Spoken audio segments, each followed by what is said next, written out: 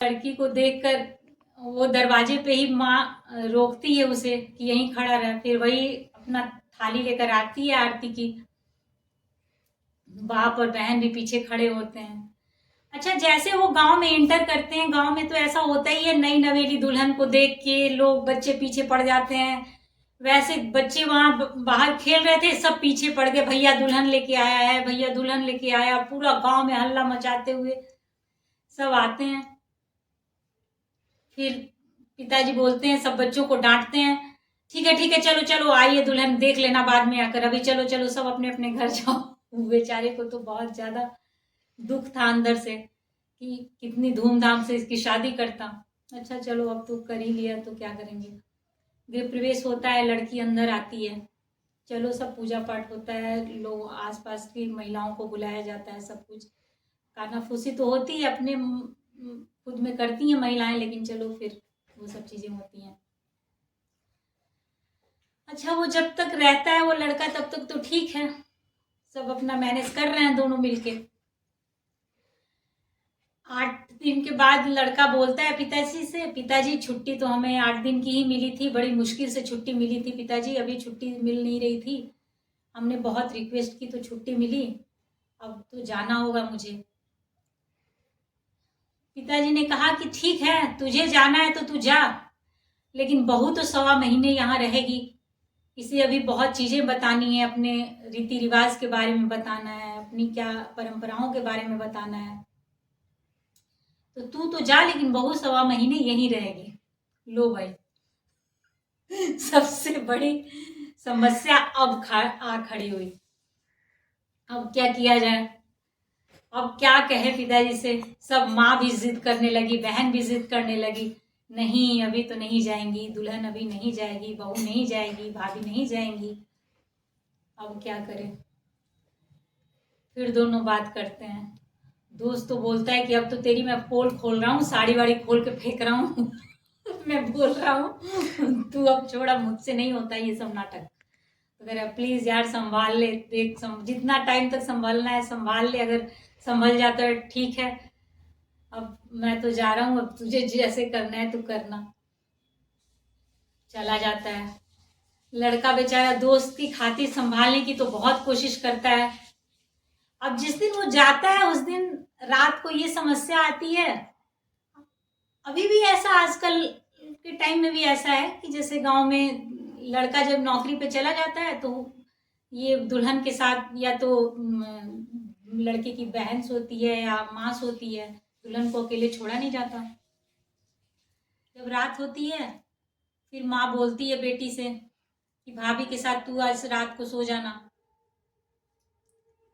लड़की बोलती है कि ठीक, हम सो जाएंगे, बढ़िया है, बात भी करेंगे भाभी से और सो भी जाएंगे हम लोग। बहुत खुश हो जाती है कि ठीक है।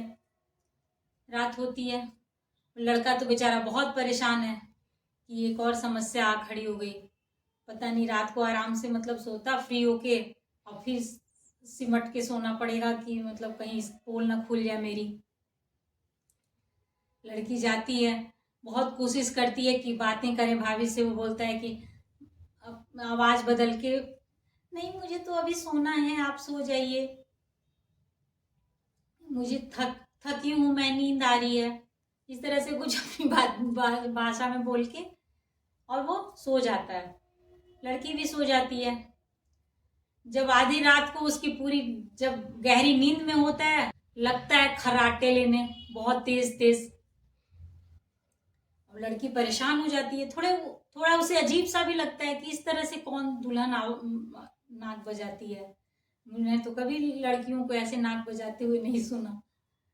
चुपचाप सोती है, नींद तो उसे आती नहीं है, इतनी नाक बजती है उसकी, जगाती भी नहीं है उसको। ठीक है, सुबह होती है, रूम से बाहर निकली और सीधे माँ के पास पहुंची और बोली, माँ सुन लो, हम नहीं सोएंगे अब भाभी के साथ, कोई बात नहीं, आज हम सो जाएंगे। फिर रात होती है। जब वो बेचारा सुनता है कि आज सास मतलब वो लड़के की माँ सोने वाली है, और परेशान हो जाता है।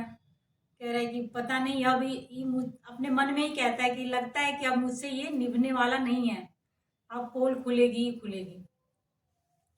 रात होती है, सास जाती हैं सोने के लिए, बेचारा अपना सारा साड़ी वाड़ी ऐसे अपना अच्छे से सिकुड़ के सोता है, डरा सहमा सा। लाइट बुझा के सास अपना सोती हैं आराम से, थोड़ी दो चार बातें करके। तब तक तो वो जगा ही रहता है, इंतजार करता है कि जब ये गहरी नींद में सो जाए तो फिर मैं आराम से सोऊं। सास गहरी नींद में जब हो जाती हैं तो वो थोड़ा तसल्ली से सोचता है कि चलो अब मैं सोता हूँ। सोता है। जैसे उसे गहरी नींद लगती है, बेचारा उसके अंदर का पुरुष, अपना आदत होती है उन लोगों को पैर फैला के सोने की, अपना फ्री होके ऐसा पैर फेंकता है सास के ऊपर। सास की तो लगता है जैसे टांगी टूट गई। उठ के बैठ जाती हैं और देखती हैं। वो सोचती है कि इतना भारी क्या ही मेरे पैर के ऊपर पड़ा। तुरंत उठ के लाइट जलाती हैं और देखती हैं तो वो मतलब साड़ी इधर का उधर हुआ पड़ा है, उसके बाल ऐसे बिखरे पड़े हैं, मतलब पूरा ही खुल्लम खुल्ला कहती है, ये तो पूरा का पूरा याद भी है। उसको बोलती है तेज आवाज में, क्या है ये? बेचारा उठ के तुरंत बैठ जाता है हाथ जोड़कर, माता जी मुझे माफ कर दीजिएगा माता जी, ये हम लोगों का प्लान था माता जी, मैं क्या ही करता माता जी, वो बहुत परेशान था, उसे शादी अभी नहीं करनी है और आप लोग जोर जबरदस्ती से उसकी शादी बिना उससे पूछे ही पक्की कर दी गई, उसको एकदम अभी शादी नहीं करनी है और उसी वजह से हम लोगों ने ये प्लान बनाया था माता जी, मुझे माफ़ कर दीजिए माता जी। बेचारा बहुत डर जाता है कि पता नहीं अब क्या होने वाला है, अब तो सारी पोल खुली गई। वो भी थोड़ी देर तो शांत सी रहती हैं, फिर कहती हैं अच्छा चलो चुपचाप सो जाओ, अब जो होगा सुबह देखा जाएगा। सुबह होती है, माँ जाकर बताती है लड़के के पिताजी से कि ऐसी ऐसी बात हो गई है, आपने उससे बिना पूछे उसकी शादी पक्की कर दी, उसे अभी शादी नहीं करनी थी, जिसकी वजह से उसे ये सब करना पड़ा। उसका यह दोस्त बेचारा 8 दिन से साड़ी पहनकर घूम रहा है, या कोई उसकी दुल्हन नहीं है या तो उसका दोस्त है, इसको कुछ मत बोलिएगा, इसमें बेचारे का कोई कसूर नहीं है, क्या ही करते सब, इन्हें जो समझ में आया इन्होंने अपना किया। यह बेचारा बहुत डरा सहमा सा, इसलिए कुछ मत बोलिएगा, मत डांटिएगा, समझाती है उसको। उसके पिताजी को भी, लड़के के पिताजी को भी इस बात पर बहुत हंसी आ जाती है और उन्हें इस बात का दुख भी होता है कि बताओ मेरे डर से बेटे को ये सब करना पड़ा। फिर वह लड़का भी आकर फिर माफ़ी मांगता है, उसे बड़ी शर्म आती है उनके सामने जाने में। फिर बोलता है कि चाचा जी माफ़ कर दीजिएगा मुझे, अगर आपको कुछ गलत लगा हो तो, लेकिन मैं क्या करूं, मेरी इसमें कोई गलती नहीं है, ना ही उसकी गलती है, हमने कुछ समझ में नहीं आया तो हमने यही प्लान बना लिया। ये सब बातें होती हैं, फिर उन्हें भी लगता है कि चलो कम से कम उन्हें इस बात की भी तसल्ली हो जाती है कि चलो कम से कम उसने शादी नहीं की है, नहीं तो उनके दिमाग में ये बात तो चल ही रही थी कि बिना पूछे शादी कर लिया। थोड़ा उन्हें अजीब भी लगता था कि पता नहीं कैसी दुल्हन लाया, इतनी लंबी चौड़ी सी लड़की का तो कोई चाल ढाल में कोई वो चीज़ नज़र नहीं आती है। फिर उसके बाद दूसरे दिन बेचारा अपना टिकट कराता है और वापस जाता है अपने वर्दी को पहन के। तो ये थी कहानी।